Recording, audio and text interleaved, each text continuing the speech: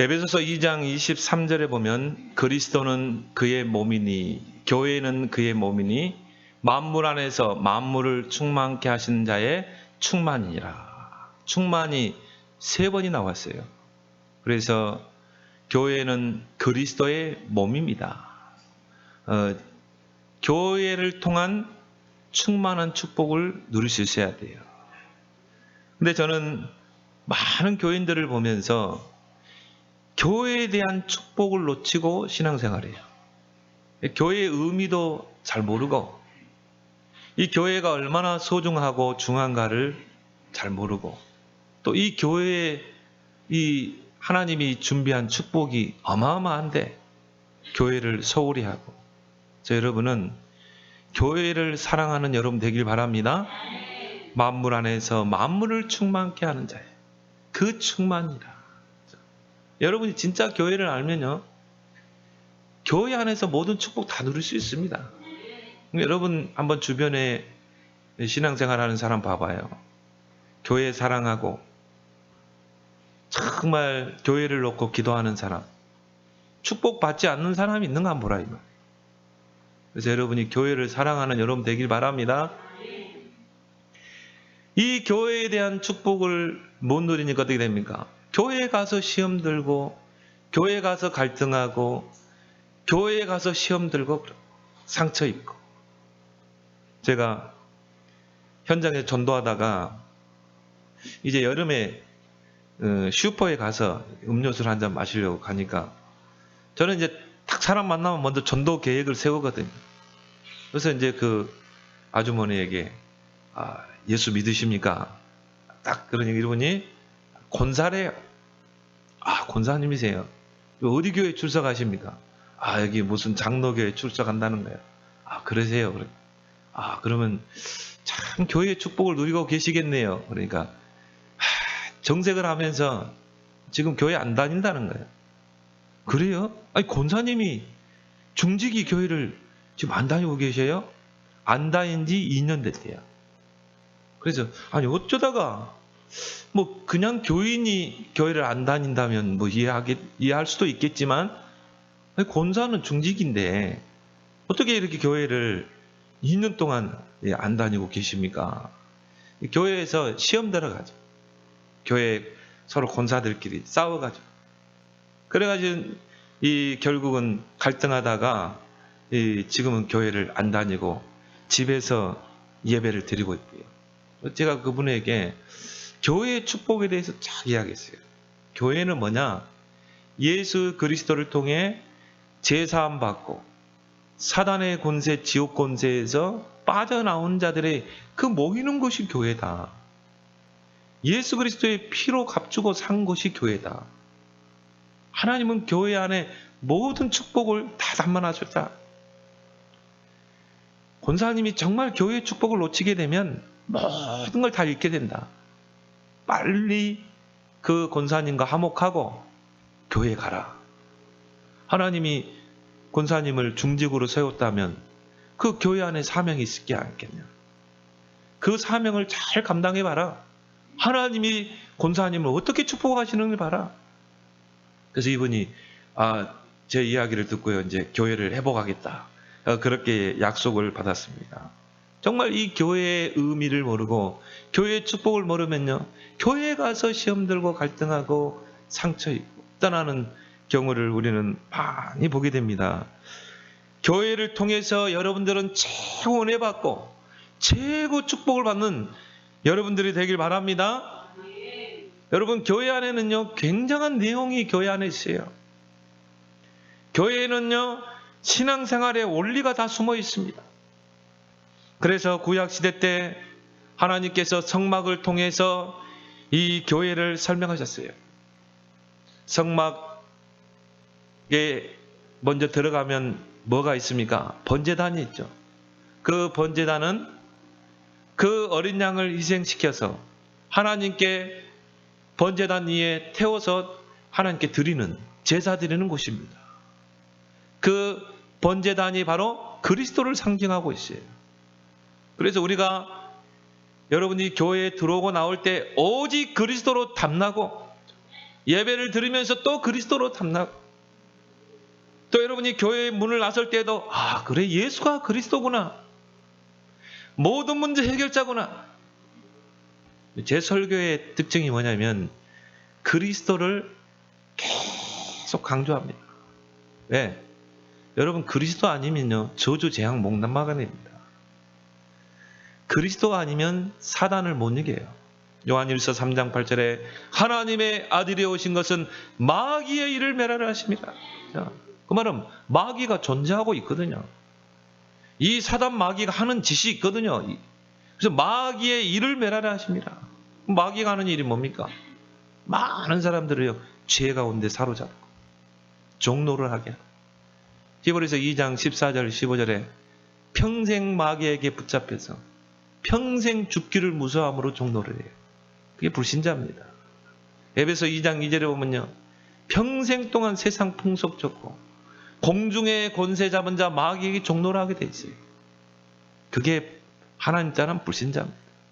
그렇게 해서 어떻게 합니까? 이 운명과 저주 사주팔자에 탁 묶이게 하고 세상 풍속에 잡혀 살게 하고 그 고통 속에 살다가 결국은 70이요 80이요 또 요즘은 또 의술이 발달해서 90, 100세 인생이죠. 결국은 죽게 돼 있어요. 죽음으로 끝납니까? 한 번 죽는 것은 정해져 있고 그 후에는 심판이 있느니라. 하나님 앞에 심판대에 서게 되고 그 죄 문제가 이 땅에서 해결 안 되면 어디로 가요? 영원한 형벌, 감옥, 지옥이에요. 지옥은 감옥입니다. 영적인 감옥이에요. 이 세상에서도 죄를 지으면 감옥에 가두잖아요. 하물며 하나님 떠나고 하나님 없다고 한 인생이, 마귀에게 평생 종노란 인생이 죽으면 그걸로 끝나요? 절대 그러지 않습니다. 심판받고 그 죄를 가지고 가는 게 바로 지옥이에요. 지옥은 누가 갑니까? 죄인들이 가는 거예요. 천국은 누가 갑니까? 의인들이 가는 거예요. 예수 그리스도를 통해 제사함 받고 의롭게 된 자가 가는 것이 천국이라.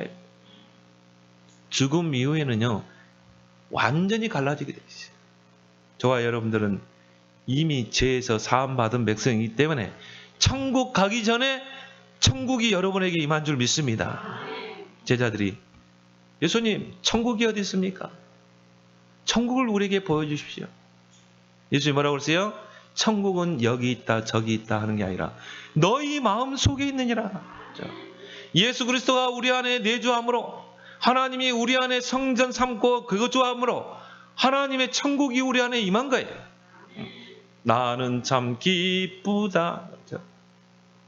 천국이 임했는데 왜 슬퍼하십니까? 슬퍼할 이유가 아무것도 없어요. 내가 억울하게 노예로 팔려갔다. 억울하게 감옥에 갇혔다. 그곳이 천국이라. 하나님이 계시는 그 어느 곳은 천국이야. 내가 어려움 당하고 위기를 당했다. 거기에 천국이 임한 줄 믿습니다. 그래서 우리는요 더 천국을 누려야 돼요. 근데 교인들을 보면요 천국이 임했는데 그 천국을 못 누려. 항상 기뻐하고 쉬지 않고 기도하고 범사에 감사하는 저와 여러분들이 되길 바랍니다. 천국을 누려야 돼요. 구원의 은혜를 누려야 돼요. 교회의 축복을 모르는 거예요. 그 교회 안에 이 성막에 가면 번제단이 있고, 그 말은 뭡니까? 여러분이 교회를 올 때 그리스도 붙잡고 와야 돼요. 여러분이 교회 나갈 때도 그리스도 붙잡고 나가야 돼요. 그리고 번제단을 지나면 물두멍이 있어요. 거기다 손을 씻어야 돼요. 그 기구 하나하나에 그 하나님의 영적인 메시지 다 있어요. 여러분이 그리스도를 통해 모든 죄가 다 씻음받은 거예요. 그래야 우리가 성소로 갈 수 있다니까요. 그럼 교회는 성소잖아요. 그럼 교회는 누가 오는 겁니까? 정말 예수 그리스도를 통해 제사함 받고 씻음 받은 자들이 오는 게 교회예요. 그게 참된 교회라 이 말이에요. 그 물두멍에 손을 씻고 그리고 어디로 갑니까? 성소로 들어가죠. 성소는 바로 지금으로 하는 교회잖아요. 그 성소 안에는 3가지 기구가 있어요. 떡상이 있고 향로가 있고 등대가 있어요. 이게 신앙생활의 원리라. 그래서 교회 안에서 이 축복이 다 있다니까요. 교회 안에서 여러분이 말씀의 떡을 먹잖아요. 교회 안에서 여러분이 기도하잖아요. 교회 와서 예배 드리면서 여러분 뭡니까? 야, 내가 빛이구나. 빛의 자녀구나. 아, 이 빛을 발해야 되겠구나. 결단하게 되잖아요. 여러분이 교회 밖을 나갈 때는요. 아, 전도해야 되겠다. 내가 빛의 자녀이기 때문에. 아, 너희는 세상에 빛이라고 있구나. 아, 그럼 내가 이제는 6.1 현장 속에 일어나 빛을 발해야 되겠구나. 이게 성소라니까요. 이게 교회라니까요. 얼마나 큰 은혜입니까? 신앙생활의 원리가 교회 안에 다 있다니까요. 그래서 여러분이 강단의 말씀을 영의 양식으로 떡으로 딱 붙잡아야 돼요. 교회 와서는 여러분 세상 말 하면 안 돼요. 교회 와서는 여러분 기도해야 돼요. 여러분 지금 말씀 듣는 순간 기도해야 돼요. 말씀 받고 나서 기도해야 돼. 성도들 간에 서로 포럼하면서 또 기도하고, 교회 안에 연약한 성도들이 있으면 찾아가서 여러분이 손잡고 기도해주고, 기도하기를 오로지 힘씁니다. 그리고 빛이 있잖아요. 그건 나의 정체성을 확인하라는 거예요. 빛이 있어야 성소를 밝히잖아요. 여러분은 빛이 되거라가 아니라 이미 빛인 줄 믿습니다. 여러분 빛의 자녀예요. 그럼 그 빛을 여러분이 이불을 덮어놓으면 어떻게 돼요? 비출 수가 없어요. 근데 교인들 보면요, 그 빛을 다 감춰놔. 예수 믿으라는 말 한마디도 못해. 그게 비극이라. 빛은 비추라고 있는 거 아닙니까? 여러분 주변에 있는 사람에게 당연히 빛이 비춰져야 돼요. 때를 얻든지 못 얻든지 이 생명의 빛 그리스도를 증거해야 되는 것입니다. 그거는 훈련으로 되어지는 게 아니라 빛의 자녀에게 주신 당연한 축복이라니까요. 빛의 특징이 어둠을 밝히는 거잖아요. 이 성소 안에, 교회 안에 신앙생활의 모든 원리가 다 있어요. 그리고 이제 그 안에 들어가면 이제 지성소가 있죠. 지성소는 바로 하나님이 임재하는 곳입니다. 그래서 그 지성소 안에는 법궤가 있어요. 증거궤가 있죠. 그 법궤 안에는 뭐가 있습니까? 만나를 담은 항아리, 그리고 하나님의 그 말씀, 그리고 아론의 쌍난 지팡이, 그 내용물에 하나님의 깊은 메시지가 다 있다니까요. 그러니까 여러분이 교회를 통해 모든 축복의 내용을 다 찾아내야 돼요. 여러분이 정말 하나님의 말씀 붙잡고 가면, 하나님의 말씀 붙잡고 지팡이 인도받아 가면 하나님이 하늘의 양식으로 풍족하게 채워줄 줄 믿습니다. 만물 안에서 만물을 충만케 하시는 자의 주. 그래서 여러분이 하나님을 어떻게 만날 수 있어요? 말씀을 통해 만나는 거예요. 여러분이 어떻게 하나님을 만날 수 있습니까? 지성소의 안에 들어가서 만나는 거예요. 근데 구약시대 때는 성소와 지성소를 휘장이 가로막고 있었어요. 아무나 못 들어가요, 지성소는. 그래서 대제사장이 그것도 1년에 한 번씩 들어갔어요. 자신을 위해서 속죄하고 들어갔어요.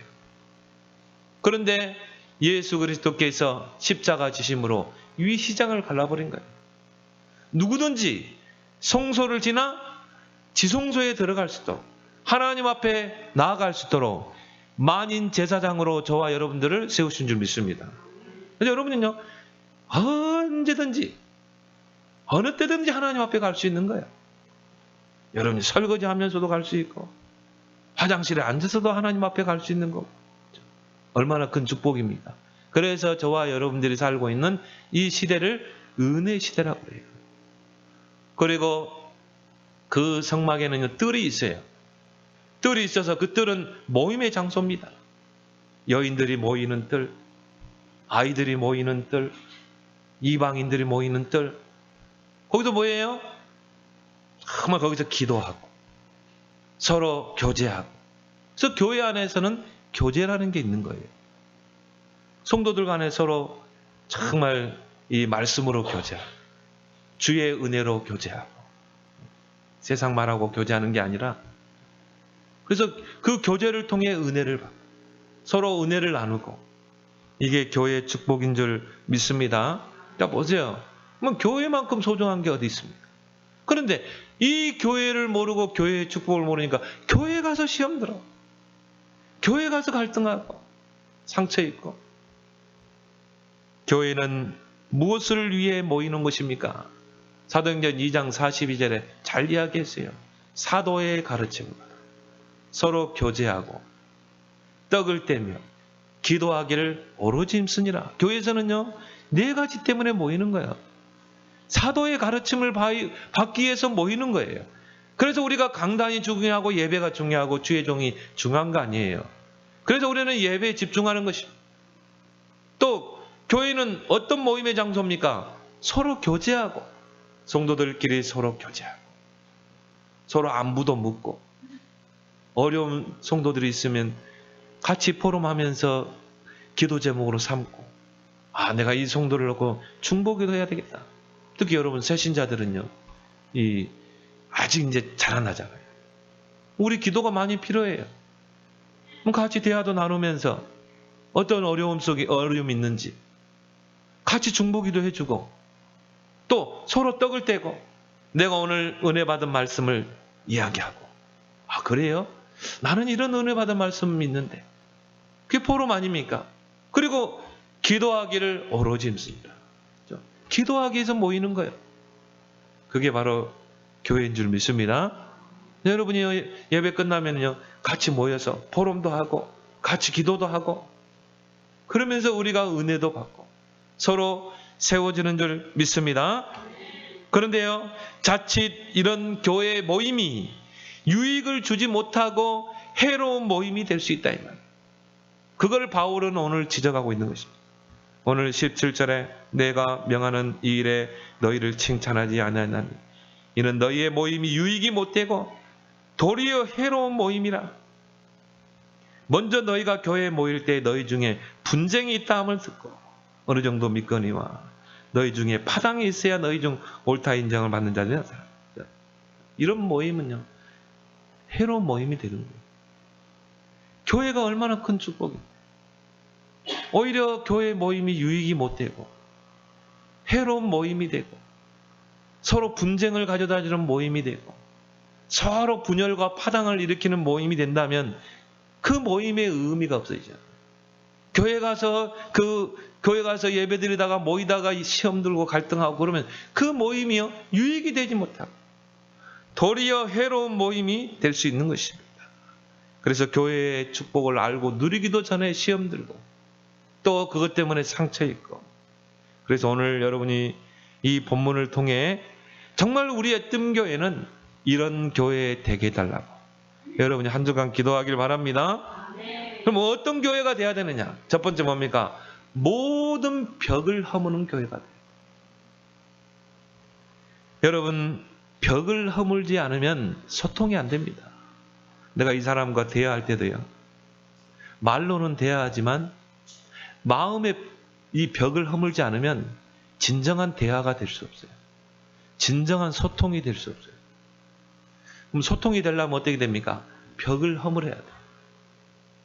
근데 벽을 허무지 않으면요 절대 소통이 안 된다니까. 특히 교회에서는 그렇습니다. 그래서 우리가 이 시골 농촌에서는 이웃사촌이라고 그러죠. 형제보다 더 가까운 게 이웃사촌이라. 이웃사촌의 뭡니까? 이웃의 그 어려운 대소사들을 우리 다 알고 있잖아요. 그게 바로 소통 벽이 없기 때문에 그래요. 근데 우리 도시를 가보세요. 다 삭막한 콘크리트 벽 있잖아요. 옆집에서 특히 아파트 무슨 일이 일어난지 모른다니까. 사람이 죽어가지고 있는데요. 그것도 몰라. 어떤 애는 엄마 아빠가 없어가지고 혼자서 끼니를 해결해가지고 뼈만 마른 애들이 있고요. 어떤 애들은 아빠한테 얼마나 구타를 당해가지고 불로 지지고 그런데도 몰라. 이게 이웃 간의 벽이 다 가로막고 있는 거예요. 그래서 우리 몇 해 전에 벽 허무기 운동했잖아요. 담벼락 허물기. 그거는 뭡니까? 너무 도시 사람들이 삭막하다. 그래서 우리 담벼락 좀 허물자. 아파트 담벼락도 좀 허물고 또 이 이웃 간의 벽도 허물자. 그 의미가 뭐예요? 너무 벽을 치고 다니니까요. 사람들이 삭막해지는 것이에요. 우리의 사람과의 관계도 마찬가지. 교회 안에도 마찬가지입니다. 성장이 멈춘 교회와 성장하는 교회의 차이가 뭡니까? 벽입니다. 성장이 멈춘 교회의 특징이 뭡니까? 뭔가 눈에 보이지 않는 벽이 있어요. 목회자 간의 그 벽, 교인들 간에 뭔가 모르는 눈에 보이지 않는 그 벽이 가로막고 있어요. 같이 예배 드립니다. 같이 대화도 나누는데요. 뭔가 모르는 벽을 딱 쌓고 있는 거예요. 사도행전 2장 42절에 초대교회는요, 사도의 가르침 받아 서로 교제하고 떡을 떼고 기도하기를 했습니다. 목회자와의 벽이 없어요. 소통이 되고 성도들 간에 교제하고 떡을 떼고, 그러니까 벽이 허물어지는 거죠. 기도하기를 힘쓰니라. 하나님과의 벽이 없어. 자, 주의 종과 소통이 잘 되지. 교인들 간에 서로 소통이 잘 되지. 하나님과 소통이 잘 되지. 그러니까 삼천 제자 일어나는 것입니다. 46절 47절에 보면요, 집에서 떡을 떼고 성전에서 떡을 떼고, 성전에서 정말 하나님께 은혜 받고, 이것을 세상과 소통하는 것입니다.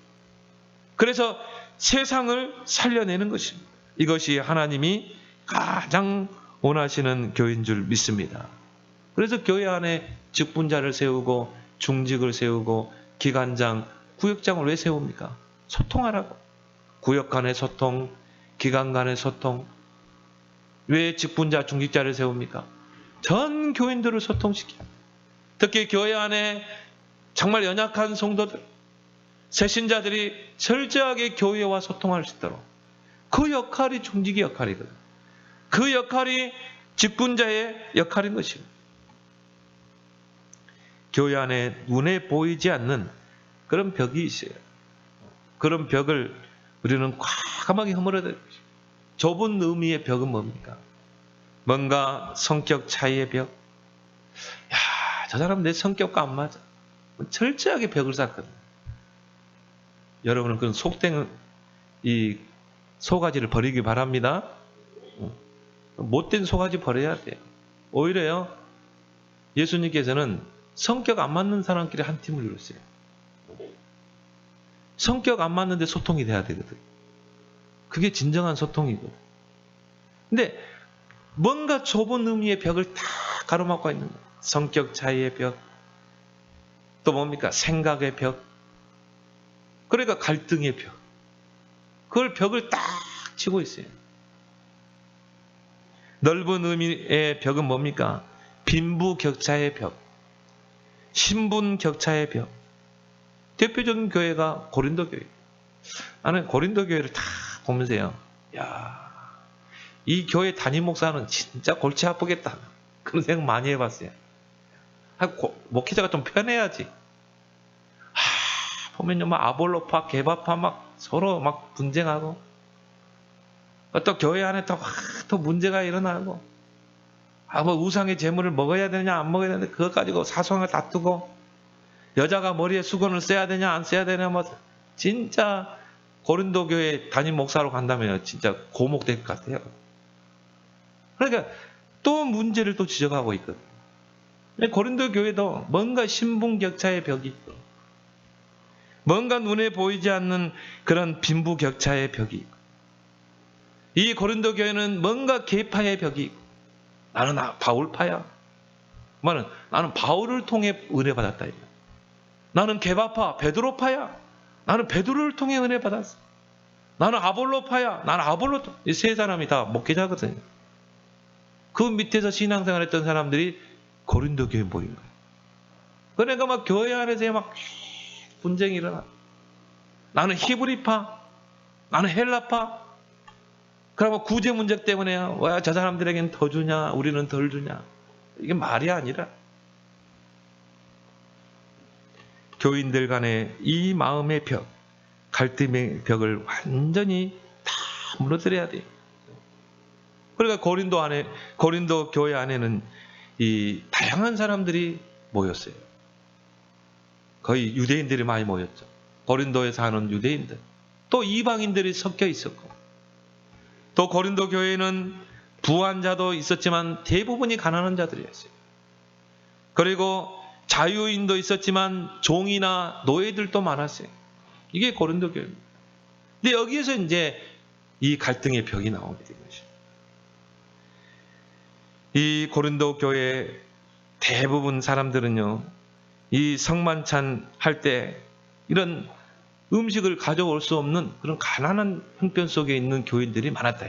그래서 지금은 우리가 이 절기 예배 때 성찬식을 하잖아요.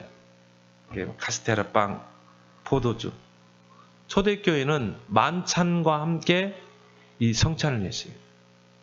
그래서 음식을 다 가져와 가지고, 그래서 음식을 먹으면서 마시면서 그리고 성찬의 의미를 설명합니다.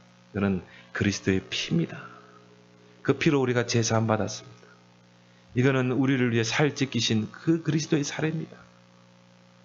우리가 그 피와 살을 먹고 마심으로 우리가 제사함 받고 구원 받고 우리가 그리스도와 연합한 자가 되었습니다. 이게 만찬을 하면서 했다니까요. 만찬을. 지금도 그렇게 해야 되냐? 어떤 교회로도 그렇게 한다고 하더라고요. 근데 어쨌거나 고린도 교회도요, 만찬과 함께 이런 성찬을 같이 한 것입니다. 부한 자들은 뭐 여유가 있잖아요. 돈도 있고 여유가 있으니까 음식을 많이 만들어가지고 그래 교회로 왔다 이 말이에요. 근데 대부분 사람들은 다 가난한 사람들이에요. 종들이고 노예들이라 이 말이에요. 그러니까 이 음식을 만들어 올 수는 형편이 안 되는 거예요. 부자들은 시간이 있고 여유가 있으니까 미리 교회에 와가지고, 아니 가난한 사람들 또 종이나 노예들을 기다리고 같이 만찬을 하고 성찬을 해야 되잖아요. 그런데 지그들끼리 먹는 거야. 지그들 배 터지도록 먹고, 오늘 바울이 뭐라고 책망합니까? 너희들끼리 모여서 배부르고 취했다고 그러잖아요. 오늘 21절에 보면 나오죠. 이는 먹을 때 각각 자기의 만찬을 먼저 갖다 먹으므로 어떤 사람은 시장하고 어떤 사람은 취합니다. 가난한 사람, 이런 노예들, 종들을 전혀 생각하지 않는 거예요. 그리고 성찬을 한 거예요. 내가 주의 그 피에 그 은혜를 내가 먹습니다. 마십니다. 주님이 나를 위해 살찌키신 그 떡을 내가 뗍니다. 그게 어떻게 성찬이 되겠냐? 그게 어떻게 하나님이 받으시는 성찬이 되겠냐? 이거를 바울은 책망하고 있는 것입니다. 그래서 뒤늦게 오는 가난한 사람들, 종들은 주인이 일 끝날 때까지는 있어야 되잖아요. 노예들은. 그럼 늦게 온단 말이에요, 교회에. 근데 뭐 부자들이 다 먹어버리고 이 가난한 종들과 노예들은 쫄딱 굶고 그 시장하고, 그거를 바울이 이제 책망하고 있는 것이죠. 22절에 너희가 먹고 마실 집이 없느냐? 너희가 하나님의 교회를 업신여기고 빈궁한 자들을 부끄럽게 하느냐? 내가 너희에게 무슨 말을 하랴? 너희를 칭찬하랴? 이것으로 너희를 칭찬하지 않냐? 뭔가 교회 안에 벽을 허물지 못하고, 뭔가 신분 격차의 벽을 허물지 못하고, 뭔가 이 신분에 대한 그 벽을 허물지 못하고 있었던 것이죠. 그래서 바울은 너희들의 모임이 유익이 되지 못한다. 오히려 그게 해로운 모임이다. 그 때문에 시험 들고 갈등하고 상처 입고 상처를 주고, 그것 때문에 분쟁이 일어나고 파당이 일어나지 않습니다. 다름의 미학이란 말이 있죠. 서로 다른 게. 서로 다르지만 이게 하나가 되면, 융합이 되면 뭔가 아름다운 것을 만들어낼 수 있다. 다름과 틀림은 달라요. 다르다는 것은 다양성을 이야기하지만 틀리다고 하면 내가 벽을 쌓게 돼요. 저 사람하고 나하고는 틀려. 이 사람 정죄할 수 있어요. 판단할 수 있어요. 다름과 틀림은 다릅니다. 서로 다른데 틀리다고 생각하기 때문에 뭐가 일어납니까? 결국 다툼이 일어나고 벽을 쌓게 되고 분열되고 분리되는 것이죠. 그러나 다름의 미학. 서로 다르지만 그 다름이 하나 되면 큰 창조적인 능력을 발휘하게 될 줄 믿습니다. 이게 교회라니까요. 성격도 달라. 배경도 달라. 신분도 달라. 또 가진 자가 있고 없는 자가 있어. 그런데 서로 다름이 복음 안에서 하나 되고 융합되면 그 교회를 통해 초대교회는 3천 제자 시대를 열어나갈 줄 믿습니다. 그래서 이 지구상에서 똑같은 건 하나도 없어요. 다 달라요. 똑같은 건 하나도 없습니다. 쌍둥이들도요. 달라요. 우리 백집사님 딸이 둘인데요. 뭐 옷도 똑같이 입고 뭐 그렇겠죠. 다릅니다. 다르게 돼요. 쌍둥이도 달라요. 다르다는 것은 어떤 면에서 다양성을 의미하고 있습니다. 그래서 앞으로 미래 시대는 서로 다름이 융합되는 시대예요. 여러분 가지고 다니는 스마트폰 보세요. 그 안에 TV 기능도 있고 전화 기능도 있고 그리고 뭐도 있습니까? 또 음악도 MP3 기능도 있고 다 있잖아요. 또 인터넷 기능도 있고 영상 기능도 있고 서로 다른 것이 하나로 융합되면 뭔가 작품을 만들어내거든요. 얼마나 편합니까? 옛날에는요 라디오 따로 TV 따로 전화기 따로 다 따로 했다니까요. 근데 그거를 하나로 딱 뭉쳐놨거든요. 다름의 미학인 것이죠. 이 서로 다름이 융합되면 창조적인 발상을 이뤄낼 수 있다는 것이죠. 이게 바로 교회예요. 거기에 모델적인 교회가 바로 초대교회인 것입니다. 우리가 오케스트라도 마찬가지죠. 어떤 바이올린, 또 첼로, 또 뭐 현악기, 건반악기 이런 것들이 서로 다르지만 하나로 조화를 이루면 어떻게 됩니까? 아름다운 음악을 만들어낼 수 있잖아요. 이게 오케스트라잖아요. 하나로 조율되면 이게 아름다운 음악을 만들어낼 수 있는 것입니다. 이게 바로 교회라 이 말이에요. 사도행전 13장에 보면 교회가 세워지고 첫 선교사가 파송돼요. 근데 보면요. 거기에 이제 이 5.1조 팀이 조직되죠.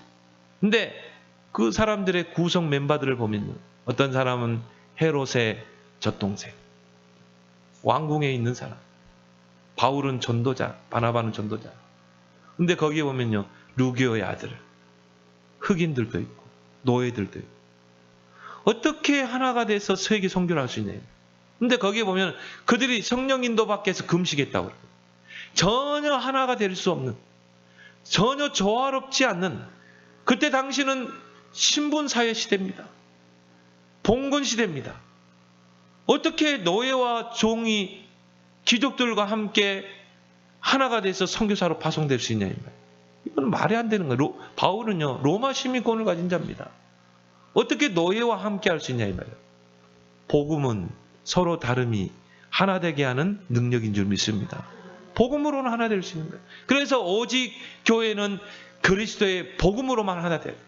다른 것으로 내가 저 사람 이해한다 한 게 있습니다. 오직 그리스도로, 오직 하나님의 나라, 오직 성령으로 초대교회처럼 우리가 하나 되고 융합되어 3천 제자를 이루어 가시는 줄 믿습니다. 그래서 이 그리스도의 복음은 모든 벽을 허물고 모든 교인들을 융합시켜 아름다운 미학을 이뤄내는 그런 능력이 되는 줄 믿습니다.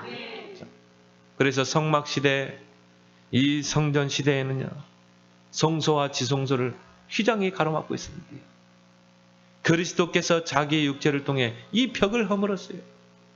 그래서 누구나 하나님 앞에 나아갈 수 있다고 하나님이 교회를 세우신 것입니다. 복음은 그 어떤 다툼도 다름도 하나로 융합하는 능력인 줄 믿습니다. 여러분이 바로 거기에 주역이 되길 바랍니다. 여러분은 나는 누구와도 벽을 쌓지 않겠다. 나는 누구와도 소통할 수 있다. 이게 복음의 사람입니다. 그런 교회 되도록 기도하기 바랍니다. 두 번째 뭡니까? 은혜의 방편을 아는 교회가 돼야 돼요. 성도는 하나님의 은혜 없이는 죄악 세상에서 믿음 지키고 살아갈 수가 없습니다. 그래서 은혜와 믿음은 동전의 양면이에요. 오직 의인은 믿음으로 말미암아 살리라고 그래요. 여러분이 은혜 받으면 믿음이 생기게 돼요. 은혜 떨어지면 믿음 떨어져요. 여러분이 늘 말씀과 기도 속에서 은혜 충만하면 믿음이 생긴다니. 그 믿음이 생겨야 도전할 수 있는 거예요. 그죠? 여러분이 기도하는 사람은요, 믿음이 생겨요. 여러분, 그래서 내가 사업을 한다. 여러분이 기도하지 않고 은혜 안 받으면 늘 염려, 근심, 걱정. 야, 내가 이걸 어떻게 해나갈 수 있을까? 야, 이거 우리 손님 안 오면 어떻게 될까? 아, 이거 뭐 세도 내야 되는데. 이거 벌어서 내가 생활돼야 되는데. 은혜 떨어지면 기도 안 돼요. 은혜 떨어지면 믿음 떨어져요. 여러분은 어려울수록 더 기도 속에 들어가요. 기도 외에는 이런 능력이 나갈 수 없느니라. 밤낮 부르는 자에게 성령을 주시지 않겠냐? 여러분이 기도해서 은혜 받으면 믿음이 생겨요. 아니다. 하나님이 하신다. 이 사업은 하나님이 세운 사업이다. 하나님이 이 사업을 통해 영광을 받으실 것이다. 하나님이 이 사업을 통해서 빛의 경제를 회복하실 것이다. 예수님 뭐라고 그랬어요? 네 믿음대로 될지어다. 예수님이 내가 네 눈을 뜨게 할 줄 믿느냐? 믿습니다. 그래, 그럼 네 믿음대로 될지어다. 근데 즉시 눈이 떠졌어요. 예수님이 안 차라고 안 했거든요. 예수님은 여러분의 믿음 하나를 보고 계시는 것입니다. 정말 여러분이 겨자씨 하나 믿을 있으면 산을 옮길 수 있어요. 그래서 웨스터민스터 서요일 문답에 보면요, 은혜의 방편 3가지가 나옵니다. 그게 말씀과 기도와 성례예요. 여러분, 말씀을 통해 은혜 받을 수 있어야 돼요. 여러분이 기도를 통해 은혜 받을 수 있어야 돼요. 그 다음에 뭡니까? 성례를 통해. 성례는 뭡니까? 세례와 성찬이라. 세례와 성찬을 통해서 우리는요, 하나님의 큰 은혜를 받고 그 은혜를 통해 신앙이 성장되게 되는 것입니다. 그래서 오늘 이 성만찬이 나오잖아요. 이 성만찬은 예수님이 지정하셨어요. 그래서 예수님이 십자가에 못 박히시기 전 밤에 그 제자들을 불러 모아놓고 뭐 했습니까? 6월절 예식을 행했거든요. 성만찬을 하셨거든요. 거기에서 뭡니까? 제자들에게 포도잔을 나누면서요, 이거는 너희를 위하여 흘리는 내 피니라. 그걸 마시라. 피의 잔을 마시라는. 그리고 떡을 떼면서 어떻게 했습니까? 이거는 너희를 위하여 살찌낀 내 살이라. 이거를 먹으라. 예수님이 제정하셨어요. 그러면서 성만찬하면서 제자들에게 은혜를 줍니다. 너희들 앞으로 이제 핍박을 받을 텐데 이 성만찬을 하면서 너희들이 은혜를 받고 그리고 그걸 기념하라. 이 십자가의 그 구원과 부활을 증거해라. 이게 바로 성만찬의 의미인 것입니다. 그래서 이 은혜의 방편 3가지가 포함되어 있는 것이 예배라. 그래서 우리가 절기 예배 때 이 성만찬을 하잖아요. 여러분이 의미를 알고, 아, 성만찬은 바로 그리스도의 그 십자가의 은혜를 내가 다시 한번 체험하는 거죠. 이걸 기념하는 것이고, 의미를 알고 여러분이 성만찬에 임하길 바랍니다. 어떤 새신자가 부인 따라 교회에 왔는데요, 포도주잔을 안아주는 거예요. 그래서 교회에서도 포도주를 주네. 옛날 방귀 때 이렇게 딱 깎아 마시는 거야. 그러다가는 장로님 한 잔 더 주세요. 그게 아니라 이 말이에요. 그렇죠? 나의 죄를 위해 십자가의 피 흘리신 그 예수 그리스도. 여러분은 그 그리스도의 피를 수혈받은 자인 줄 믿습니다. 그거를 기념하는 거예요. 거기서 얼마나 큰 은혜가 있습니다. 그런 의미를 알고 여러분들이 이 성만찬에 임해야 되는 것입니다. 그래서 오늘 23절부터 26절에 그 성만찬의 의미를 쭉 이야기하죠. 이거는 내 몸이다. 이거는 내 피다. 이거를 먹고 마시라. 기념하라. 그런데 이 고린도 교회 교인들은 이 성만찬의 참 의미를 모른 거예요. 그리고 그거를 왜곡한 것이에요. 그러니까 어떻게 합니까? 이 성만찬은 연합의 의미거든요.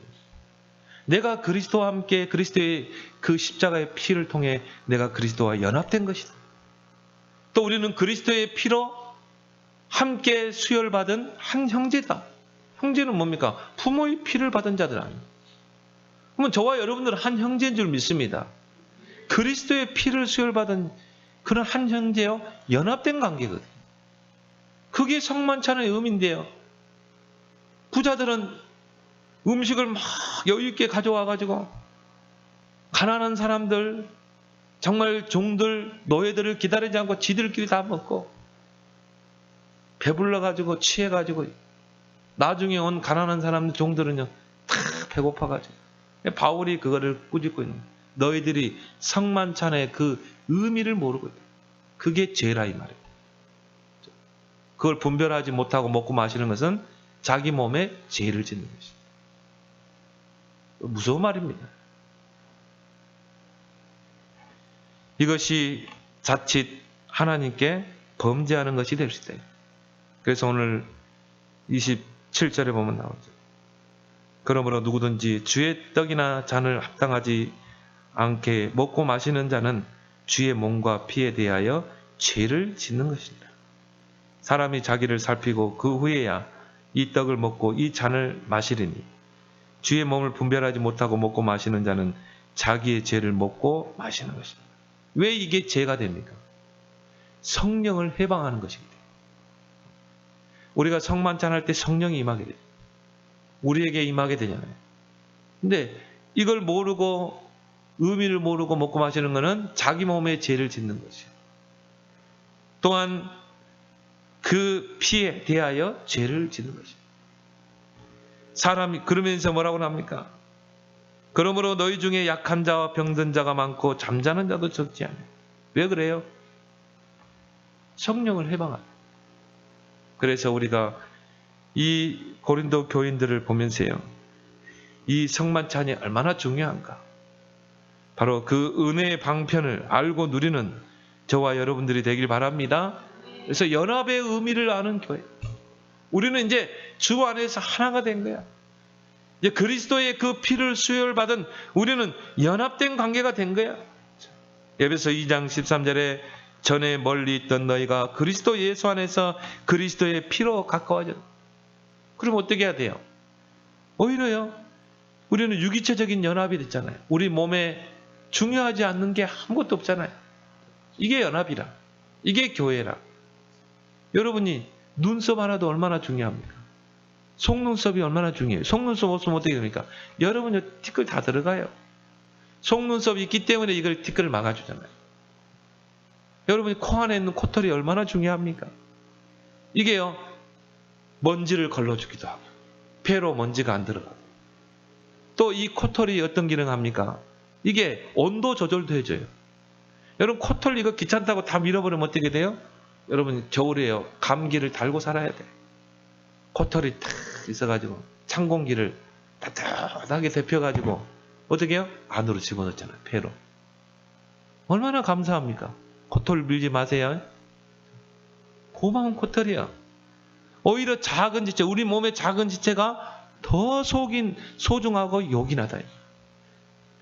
교회 안에 연약한 지체들, 교회 안에는 또 가난한 사람들, 교회 안에는 정말 소외된 사람들이 있어요. 오히려 그런 사람들이 더 소중해요. 그런 연합의 의미를 알고 여러분이 교회를 세우는 여러분 되기를 예수 그리스도로 축원합니다. 하나님 아버지 은혜를 고맙고 감사합니다.